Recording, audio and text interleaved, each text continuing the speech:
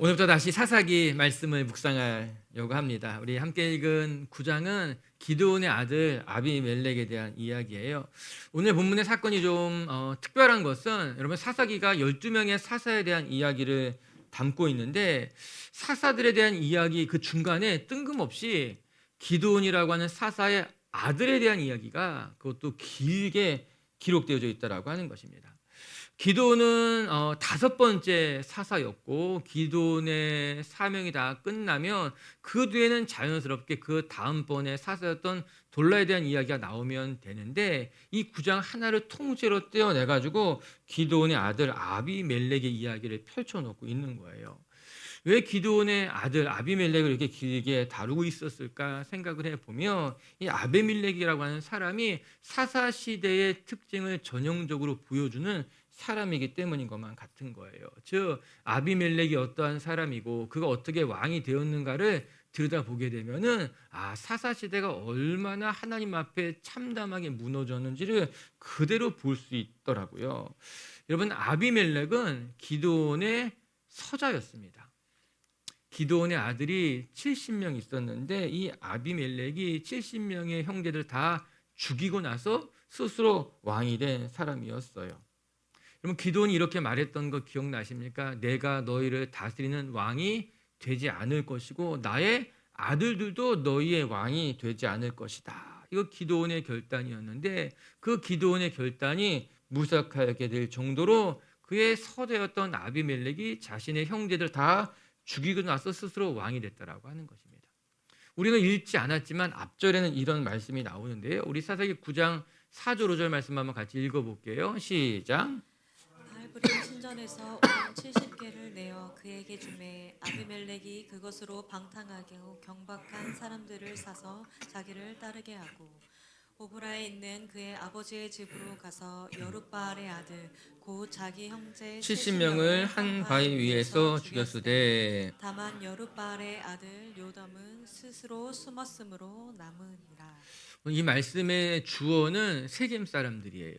이스라엘 사람들이죠. 세겜 사람들이 바알브릿 신전에서 이 바알브릿은 바알을 섬기는 신전이에요. 즉 세겜 사람들이 바알의 신전에 들어가서 은 70개를 가져다가 아비멜렉에게 주었고 아비멜렉은 그 돈을 가지고 경박한 사람들을 사서 70명의 형제를 모두 죽이고 왕이 되었다는 이야기입니다.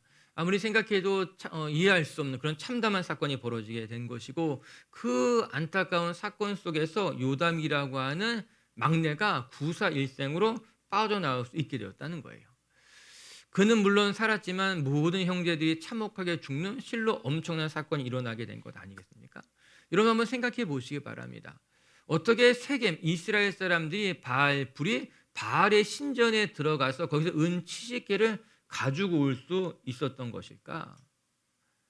아니 이스라엘 백성들이 왜 바알의 신전에 들어가서 그곳에 있는 돈을 함부로 가져다가 임의로 유용할 수 있었던 걸까? 그들이 그 전부터 바알 신을 섬기고 있었던 것이고 그 바알 브릿이라고 하는 신전에 들락날락 할 수 있던 사람이었던 것 아니겠습니까? 상상할 수 없는 일들이 이미 일어나고 있었던 거예요. 이스라엘 백성들이 바알 브릿이라고 하는 바알의 신전에서 그들의 우상을 섬기고 있었다는 거죠. 그뿐만 아니라 또 하나는 여러분 당신은 아직 이스라엘에 왕이 없었을 때입니다. 하나님이 아직 허락하지 않았죠. 이스라엘의 왕이 언제 처음 세워지게 되는가? 사사시대가 훌쩍 지나고 난 뒤에 하나님께서 사울 왕을 그들에게 허락하시는 것으로 첫 번째 왕이 세워진 건 아닙니까? 지금은 사울 왕이 태어나기도 한참 전이었던 것 아니겠어요? 아직 하나님께서 이스라엘 백성들에게 왕을 허락하시지도 않았는데 이스라엘 백성들이 스스로 왕을 세웠다라고 하는 거예요. 하나님이 허락하지 않았는데도 불구하고 그들이 스스로 왕을 세웠다? 이것도 참 기가 막힌 일이죠.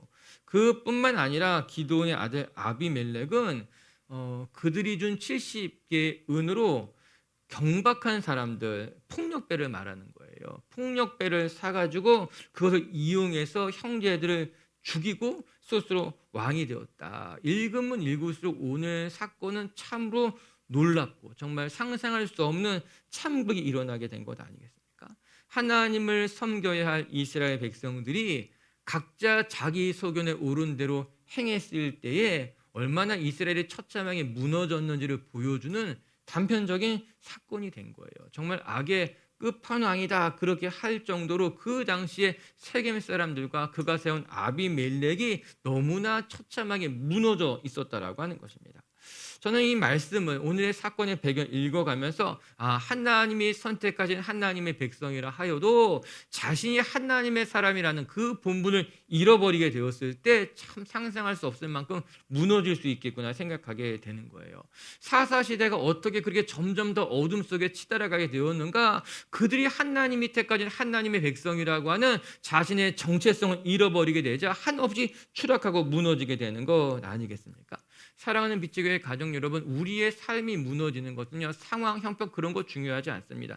내 정체성, 내가 하나님의 사람이라고 하는 나의 본분을 잃어버리게 되면 우리의 삶도 쉽게 무너질 수밖에 없다라고 하는 것이에요. 저는 여러분들이 믿음의 길 걸어가면서 여러분들의 본분, 여러분들의 정체성을 잃지 말고 하나님의 백성답게 살아갈 수 있기를 주님의 이름으로 축복합니다. 여러분, 이런 배경 속에서 이 큰 대학살 속에서 살아남았던 요담이 오늘 우리에게 전해주는 메시지가 우리가 읽은 본문의 말씀이라고 하는 거예요. 스스로 왕이 된 아비멜렉 앞에서 도망쳐 나왔던 그의 동생 요담, 그 요담이 세겜 사람들과 아비멜렉에게 전해주는 경고의 메시지라고 하는 것입니다. 오늘 이 요담의 우화, 그가 만들어낸 그 이야기 속에서 정말 우리가 어떻게 신앙의 본분을 지키며 살아가야 할까, 어떻게 살아가는 것이 하나님의 백성다운 모습인지를 한번 살펴봤으면 좋겠어요. 우리 먼저 6절 7절 말씀 한번 읽어볼까요? 오늘 요담의 이야기의 배경이에요. 6절 7절 한번 같이 읽어볼게요. 시작. 세겜의 모든 사람과 밀로 모든 족속이 모여서 세겜에 있는 상수리나무 기둥 곁에서 아비멜렉을 왕으로 삼으니라. 사람들이 요담에게 그 일을 알림해 요담이 그리심산 꼭대기로 가서 서서 그의 목소리를 높여 그들에게 외쳐 이르되 세겜 사람들아 내 말을 들으라. 그리하여야 하나님이 너희의 말을 들으시리라.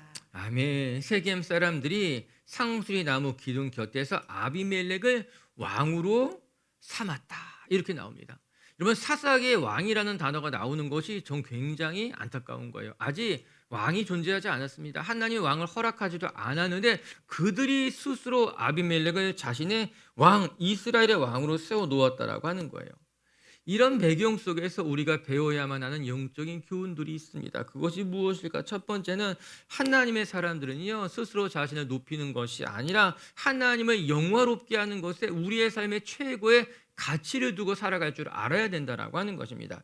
이제 우리 8절 9절 말씀부터 이제 한번 묵상해 볼게요. 8절 9절 읽겠습니다. 시작.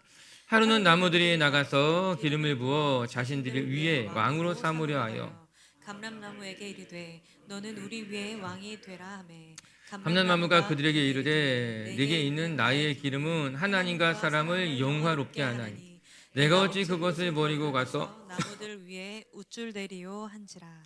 나무들이 감람나무를 찾아가서 내가 우리의 왕이 되었으면 좋겠다, 우리가 너를 이스라엘의 왕으로 삼겠다라고 하는 것이에요.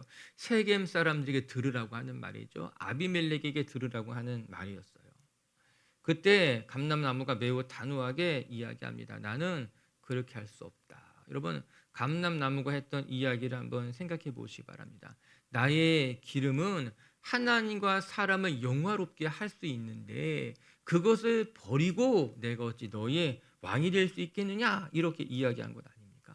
아주 분명한 대답이 되었어요. 그의 고백처럼 여러분, 감람나무 기름은 매우 유용하게 사용되고 있었습니다. 먼저 감람나무 기름은 하나님께 드려지는 성수의 관유로 사용되었어요. 그래서 하나님을 영화롭게 한다는 말이 그대로 들어맞는 말이기도 할 것입니다. 그뿐만이 아니라 왕이나 제사장을 세울 때에 그에게 기름을 부어서 왕을 삼게 되고 제사장을 세우게 되는데 그때 사용했던 기름이 감람나무 기름이었다라고 하는 거예요. 그래서 사무엘이 사울에게 기름을 발라 왕으로 세우고 또 다윗에게 가서 기름을 부어 왕으로 세울 때 이 감람나무 기름을 동일하게 사용했다라고 하는 거죠. 매우 귀하게 사용되었던 기름인 것입니다. 더 나가서 감람나무 기름이 어떤 거예요? 올리브유 아니겠습니까? 그 당시 이스라엘 사람들이 가장 애용했던 기름이 감람나무 기름이죠. 집에서 등불을 켤 때도 이 감람나무 기름이 사용되었고 음식을 할 때도 올리브유 지금도 많이 사용하고 있는 것 아니겠습니까? 그뿐만 아니라 이스라엘 사람들은요, 상처가 나게 되면은 이 올리브유를 발라서 이 치료의 목적으로 사용됐다라고 하는 거죠. 이처럼 감람나무 기름은 하나님과 사람을 영화롭게 하는데 사용된 매우 귀한 기름이었어요. 여러분, 여기서 영화롭다라는 말의 속뜻은 유익하다라는 의미를 가지고 있다고 하더라고요. 그래서 이 감람나무 기름은 정말 다른 것과는 비교할 수 없을 정도로 하나님을 영화롭게 하는데 사용되었고, 또한 사람들에게 유익하게 사용되었던 기름이 올리브유 감람나무 기름이라고 하는 것이에요. 이 감람나무가 분명하게 이야기하고 있습니다. 내가 하나님과 사람을 이렇게 영화롭게 하고 있는데 이 일을 버리고 내가 너희들의 왕이 될 수 있겠느냐? 그 말하고 있는 거죠. 이런 감람나무는 자신이 살아가야 될 삶의 방향을 정확하게 알고 있었습니다. 내가 지금까지도 하나님을 영화롭게 하고 사람들을 이롭게 하는데 나의 삶이 들여졌는데 내가 그 자리를 떠나 다른 모습으로 살아가고 싶지 않다라고 하는 것이에요. 여러분, 우리의 삶도 동일하지 않습니까? 우리 인생이 하나님을 영화롭게 하고 사람들에게 유익을 끼칠 수 있다면 여러분, 그것만큼 값진 인생이 어디 있겠습니까? 그것만큼 보람된 의미 있는 인생이 어디 있는 거겠어요? 물론 사람마다 가치관이 다를 수 있을 것입니다. 그 이야기하죠. 너가 중요하게 여기는 것이 무엇이야? 너에게 소중한 것은 무엇이야? 여러분, 사람들이 자신이 중요하게 여기는 것을 위해서 살아가게 되는 것 아니겠습니까? 저 오늘 말씀을 들여다보면서요, 우리 비치교회 식구들이요, 감람나무의 고백과도 같이 정말 여러분의 삶이 하나님을 영화롭게 하고 여러분 주변에 있는 사람들에게 유익을 끼치는 것이 내 삶의 목적이에요. 나는 그런 삶을 살아가고 싶어요. 생각한다면 여러분, 이 삶이 우리를 더 가치 있게 만들고요, 여러분의 삶을 더 행복하게 만들어 갈 줄로 믿습니다. 오늘 감람나무가 단호하게 이야기한 것 같이 나는 하나님을 영화롭게 하고 사람을 유익하게 할 수 있는 이 고백이 저와 여러분들의 고백이 되시기를 주의 이름으로 축복합니다. 그리고 나서 오늘 감람나무가 이렇게 단호하게 이야기합니다. 어찌 그것을 버리고 내가 너희의 왕이 될 수 있겠느냐. 저는 버린다라는 단어가 제 마음에 오래 남아있게 되더라고요. 청소를 하다 보면요, 무엇이 소중한지 아닌지 비로소 알게 될 때가 있습니다. 처음에는요, 다 쌓아놓고 살아가죠. 이것도 버릴 수 없고 저것도 버릴 수 없고, 그런데 시간이 지나 미루다가 청소하게 되면은 여러분, 결국에는요, 쓸모없는 것들은 다 버려지게 되어 있습니다. 처음에야 내게 소중했던 것만 갖고 결코 버릴 수 없는 것 같지만 시간이 지나다 보면 점점점 내가 쓰지 않는 것, 나에게는 필요 없는 것, 소중하지 않은 것들은 버려버리게 되는 것 아니겠어요? 나중에 알게 된다라고 하는 거죠.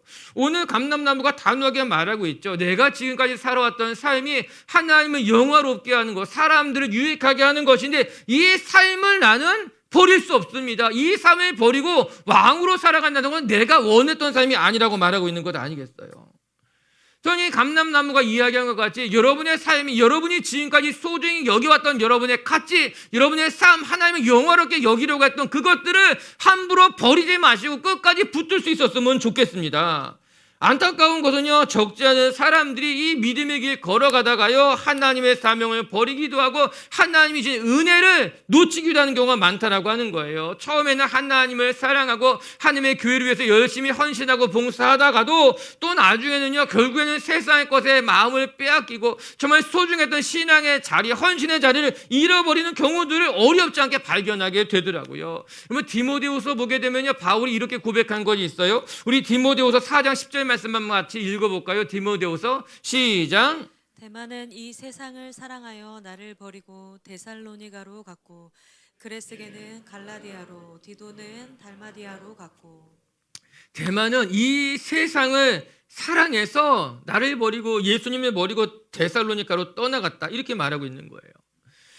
여러분, 대만은 바울의 선교 여정에 동참했던 사람이었습니다. 그래서 바울이 가는 곳마다 같이 동참하고 함께 믿음의 길 걸어갔지만 무슨 여인인지는 모르겠지만 갑자기 그의 마음이 변하는 거예요. 그래서 데살로니가로, 여러분 데살로니가는요 마게도니아 지역에서 가장 번창했던 도시였던 것 아니겠습니까? 그가 한때는 하나님의 은혜를 받고 바울과 함께 선교의 길을 동참하다가도 이제 그가 무엇을 세상을 사랑하게 돼서 가장 번했던 데살로니가로 바울을 버리고 하나님의 은혜를 버리고 떠나갔다라고 하는 것이죠.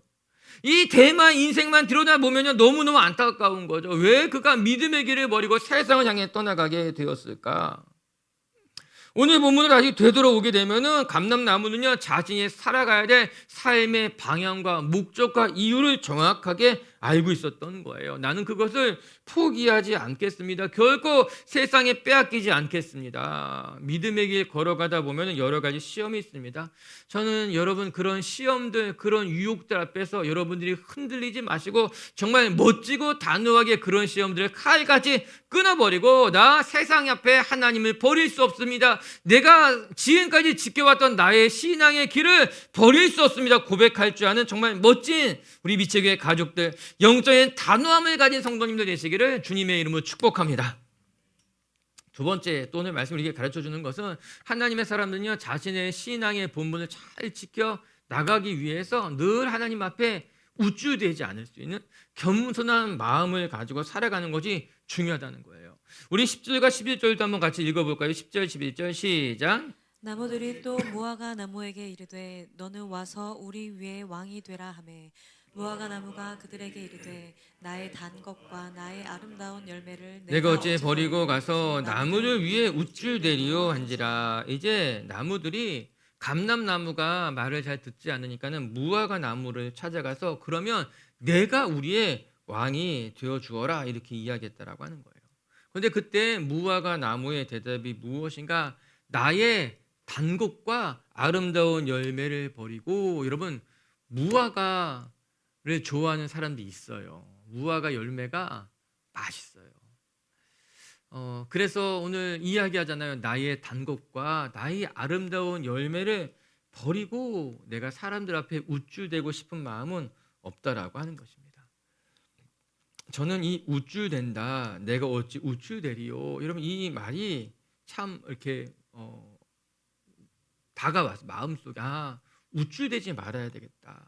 하나님이 주신 은혜가 있는데도 불구하고 사람들 앞에서 우쭐댄다는 것이 얼마나 참 부끄러운 일인가, 그 생각이 드는 거예요.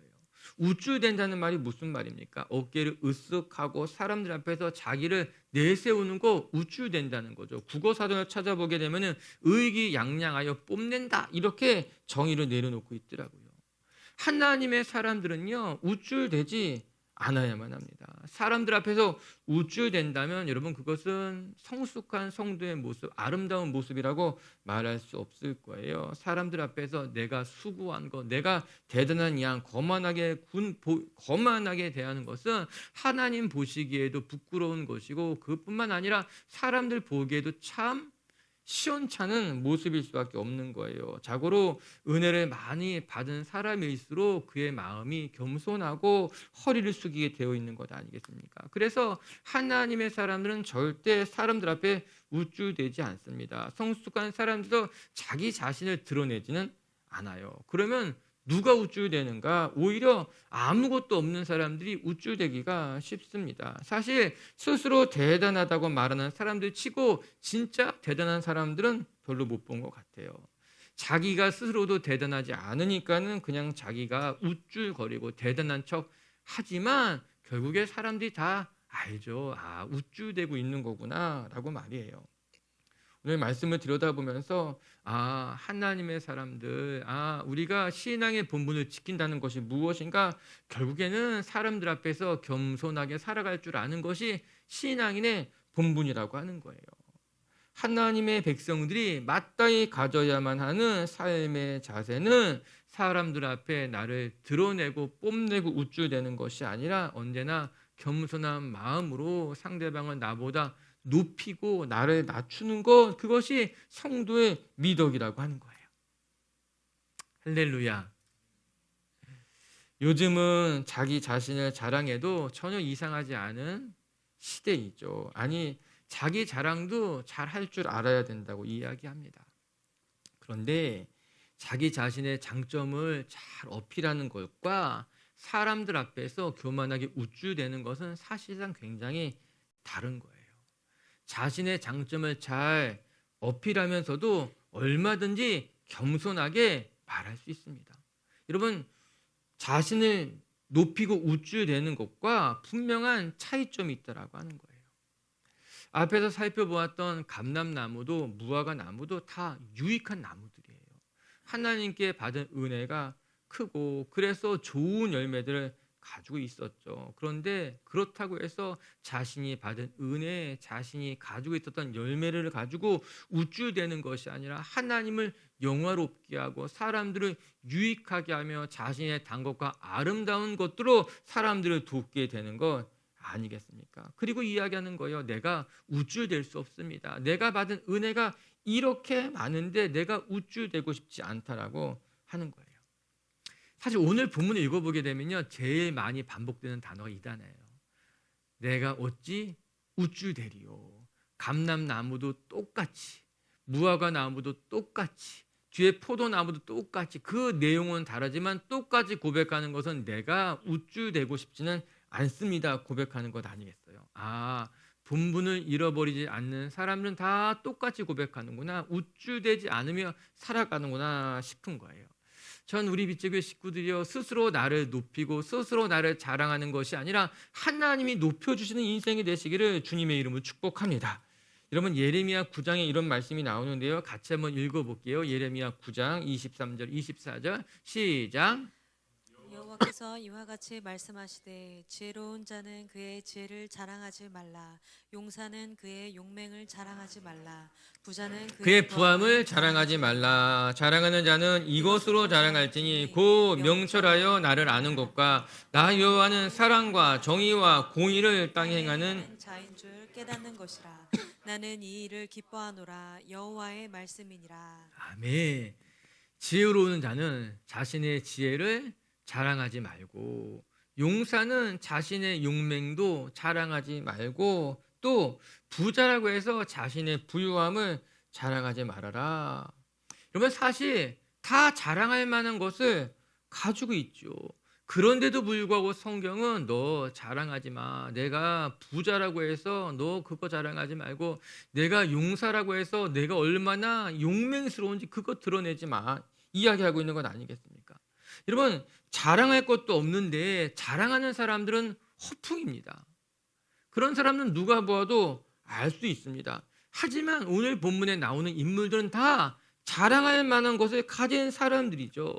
이런 부자는 자신의 부유함이 있는 거예요. 열심히 수고하고 또 노력해서 큰 부를 얻었던 것 아니겠습니까? 용사도 여러 전쟁을 통해서 그가 얼마나 용맹스러운 사람인지 입증됐다라고 하는 거예요. 그런데 성경이 이야기하고 있는 거죠. 너가 이렇게 부자라고 해서 내가 너의 힘으로 돈을 번 것이 아니라 하나님이 너에게 재물을 허락해 준 것을 알게 된다면 넌 내가 가진 부를 자랑하는 것이 아니라 너를 부유하게 하신 하나님을 자랑하는 것이 마땅하지. 내가 용사라서 나가는 전쟁마다 승리한 것 같지만 아니야. 내가 승리했을 때 그 수많은 전쟁터에서 너를 죽지 않게 지키신 것이 하나님, 그래서 너를 용맹스럽게 만드신 것도 하나님이니까는 너의 용맹스러움을, 너의 힘을 자랑하는 것이 아니라 너를 지금까지 지켜주신 하나님을 자랑하는 것이 마땅하다라고 하는 것입니다. 오늘 우리의 삶에 우리가 우쭐댈 것이 없다는 거죠. 내가 나를 자랑하는 것이 얼마나 어리석은 일인가. 지혜로운 사람도 그 지혜가 자신의 것이 아니고, 용맹스러운 것도 그가 살아있는 것이 그의 힘이 아니고, 부자도 하나님이 그를 부유케 하신 것을 잊으면 안 된다라고 하는 것이에요. 그래서 지혜 있는 사람도 용맹스러운 사람도 오직 하나님만을 자랑하고 하나님을 높이고 너는 그한테서 감사하는 삶을 살아가라 말씀하고 있는 것이죠. 사랑하는 빛제교회 가족 여러분, 사람들 앞에서 우쭐대고 싶은 마음이 들 때마다 저는 여러분들이 더 자기 자신 앞에서, 하나님 앞에서 자기 자신을 낮추고 겸손할 수 있다면 저는 우리가 더 하나님 앞에 귀하게 쓰임받게 될 줄로 믿습니다. 결국은 자기 자신을 스스로 높이는 인생이 될 것이냐, 아니면 하나님이 우리를 높여주는 인생이 될 것이냐. 여러분, 스스로 자기 자신을 높이는 것만큼 초라한 것이 없습니다. 여러분, 우리는 내가 나를 높이는 것이 아니라 하나님이 우리를 인정해 주시고 하나님이 우리를 높여주실 때 비로소 우리의 삶이 형통하게 되고 떳떳해지게 되고 아름다워지게 되는 건 아니겠습니까? 아멘. 오늘도 여러분의 삶의 자리에서 하나님께 인정받고 하나님이 여러분의 인생을 높여주셔서 그렇게 겸손하게, 그러나 또 하나님 앞에 아름답게 쓰임받는 성도님들 되시기를 주의 이름으로 축복합니다. 세 번째, 또 끝으로 한 가지만 더 같이 살펴볼 것은, 우리가 성도로서의, 하나님의 백성으로서의 본분을 지키기 위해서는 끝없는 유혹 속에서 내 마음을 잘 지킬 줄 아는 것이 필요하다라고 하는 거예요. 세상 끊임없이 여러분들을 유혹하고 넘어뜨릴 거예요. 그러나 여러분의 마음을 지켜야만 해요. 감람나무도 싫다 하고 무화과 나무도 싫다고 하니까 이번에는 포도나무를 찾아가지고 내가 우리의 왕이 되어주면 좋겠다, 그렇게 유혹했어요. 우리 12절과 13절도 한번 읽어볼게요. 시작. 나무들이 또 포도나무에게 이르되 너는 와서 우리 위에 왕이 되라 하매 포도나무가 그들에게 이르되 하나님과 사람을 기쁘게 하는 내 포도주를 내가 어찌 버리고 가서 나무를 위해서 우쭐대리요 한지라. 여러분, 끈질기게 찾아가는 모습을 보면서 사단이 이렇게 우리를 끈질기게 찾아오겠구나 싶은 거예요. 감람나무도 싫다고 하고 무화과 나무도 싫다고 하니까 이제 포도나무 찾아가죠. 포도나무도 싫다고 하니까는 결국에는 가시나무를 찾아가서 정말 좌충수를 두게 되는 건 아니겠습니까? 같이 무너지고 망하게 되는 거예요. 세상 끊임없이 그렇게 우리를 유혹하게 될 것입니다. 사람들에게 너도 인정받는 게 필요하지 않겠어? 너 정도라면 이 정도 대우는 받아야 되는 건 아니겠어? 너 왕이 될 만한 자격이 있지. 끊임없이 우리를 우쭐대게 만들고 우리의 마음을 높이 만들고, 그래서 결국엔 우리를 걸려 넘어지게 하는 것이 사단의 방법이에요. 그게 사단의 공격이라고 하는 거예요. 여러분, 믿음의 길 걸어가다 보면요, 불쑥불쑥 우리의 마음속에 그런 시험이 찾아올 때가 있습니다. 내가 이만큼 수고하고 있는데, 내가 이렇게 헌신했는데도 불구하고 아무도 알아주지 않는 것만 같은 그 마음이 자꾸만 우쭐대기도 하고 인정받고 싶기도 하고, 여러분, 그런 마음들 사실 주님이 주신 마음이라고 생각하기 어렵습니다. 사단이 우리의 마음을 흔드는 것이죠. 이 사람이 안 되면 저 사람을 찾아가고, 저 사람이 안 되면 이 사람을 찾아가서 결국에 누군가 하나를 흔들어 넘어뜨려서 마음을 상하게 하고 사람들에게 상처를 주게 되는 거, 우리 자신을 지키는 것이 필요하다. 사단은 끊임없이 여러분을 넘어뜨릴 거예요. 저 예수님이 사단에게 시험 받았을 때가 생각나게 됩니다. 여러분, 사단이 예수님을 이길 수 없다는 것을 몰랐을까요? 사단도 예수님을 내가 이길 수 없다는 것을 알았을 것입니다. 왜냐하면 성경 곳곳에 사단은 예수님을 두려워했다는 말이 많이 나옵니다. 그래서 예수님에게 당신이 우리를 떠나 주십시오, 사단이 예수님을 두려워한다는 말도 나와 있는 것 아니겠습니까? 사단은요, 예수님을 이길 수 없다는 것을 알았어요. 그런데도 놀랍게도요, 알고 있음에도 불구하고 무려 3번이나 계속해서 예수님을 넘어뜨리려고 했다는 거예요.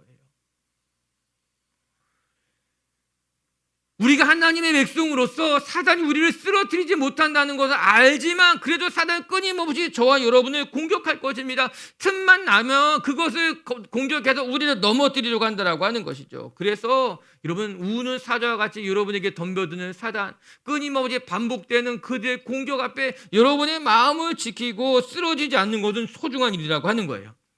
베드로전서 5장 8절 9절 말씀 한번 읽어볼까요? 자막 통해서 베드로전서 시작. 근신하라, 깨어라, 너희 대적마귀가 오는 사자같이 두루다니며 섬길 자를 찾나니 너희는 믿음을 굳건하게 하여 그를 대적하라. 아멘. 여기까지. 너희는 믿음을 굳건하게 하여서 그를 대적하라. 여러분, 우는 사자와 같이 우리를 넘어뜨리려고 끊임없이 반복적으로 우리에게 시험과 유혹을 던진다라고 하는 거죠. 그러나 그 시험 앞에 넘어지면 안 됩니다. 믿음을 굳건하게 해서 그것을 대적하라 말씀하고 있는 거예요. 여러분, 축복합니다. 사단이 여러분을 흔든다고 해서 그때마다 흔들리고 넘어지고 그것 때문에 교만해지고 그래서 상처받고 상처를 주지 마시고 여러분의 믿음을 굳건하게 해서 사단의 공격으로부터 여러분 자신을 지켜나가시기를 주님의 이름으로 축복합니다. 결국에 그래서 사단이 이 세겜 사람이 누굴 찾아가는가? 가시나무 찾아가게 되는 거예요. 넘어질 만한 사람을 찾아갔어요. 그것이 이스라엘 전체적으로는 엄청나게 큰 악수가 된 거죠. 이야기하는 건 아닙니까? 세겜 사람들, 당신의 선택이 얼마나 큰 죄를 저질렀는지 그것 때문에 여러분들까지도 무너지게 될 것입니다. 말씀하고 있는 거예요. 우리가 우리 믿음을 잘 지키는 것, 그래서 주님 앞에 정말 우리의 본분을 잃어버리지 않고 견고하게 서 있는 것, 이것이 신앙인으로서의 어떻게 보면 의무, 우리가 해야 될 신앙의 길이라는 것을 기억하면서 여러분의 마음도 지키고 믿음도 지키고 삶도 지켜나가시기를 주님의 이름으로 축복합니다. 말씀을 정리하십시다. 오늘 이 사사기 9장은 사실 굉장히 긴 이야기예요. 이 긴 이야기, 왜 사사들의 이야기 속에 이 아비멜렉이라고 하는 이 사사의 아들, 기드온의 아들 이야기가 삽입되어져 있는 것일까? 그것은 사사 시대에 얼마나 이스라엘 백성들이 처참하게 무너져 가고 있는지를 이 아비멜렉과 세겜 사람들을 통해서 아주 단적으로 알 수 있기 때문에 신앙인이 자신의 본분을 잃어버리게 되면 이렇게 처참하게 무너질 수 있겠구나, 그 생각이 드는 거예요. 여러분, 우리 믿음의 자리, 은혜 받은 사람으로서 신앙의 본분을 잃어버리지 말고 여러분의 마음을 잘 지켜나가는 그런 연말이 되시기를 주님의 이름으로 축복합니다. 우리 신앙의 본분을 잘 지켜가는 사람들의 모습이 무엇일까? 첫 번째는 오직 하나님을 영화롭게 하며 사람들을 유익하게 하는 것이 내가 살아가야 될 내 삶의 목표입니다. 오늘 설교의 제목이 우리는 무엇을 꿈꾸며 살아가고 있는가? 여러분, 우리가 꿈꾸는 것은 하나님과 사람을 영화롭게 하는 것, 그것이 우리의 사명이죠. 여러분의 삶이 정말 더 하나님을 더 아름답게, 그 길을 지금까지 잘 걸어왔는데 그 길을 포기하지 마시고 정말 평생 정말 주님을 영화롭게 하는 성도님들 되시기를 주의 이름으로 축복합니다. 두 번째, 하나님의 사람들은 남들 앞에 우쭐대지 않습니다. 오늘 감람나무도 무화과 나무도 포도나무도 내게 주신 은혜가 이렇게 많은데 그것을 버리고 내가 어찌 사람들 앞에 우쭐댈 수 있겠냐. 스스로 자기를 높이는 것만큼 초라한 것이 없습니다. 때가 되면 하나님이 인정해 주시고 하나님이 높이시는 인생이 되시기를 주님의 이름으로 축복합니다. 세 번째, 사단이 끊임없이 우리를 유혹하고 걸려 넘어지게 하겠지만 여러분의 마음을 지키고 생각을 지켜나가는 성도님들 되시기를 주의 이름으로 축복합니다.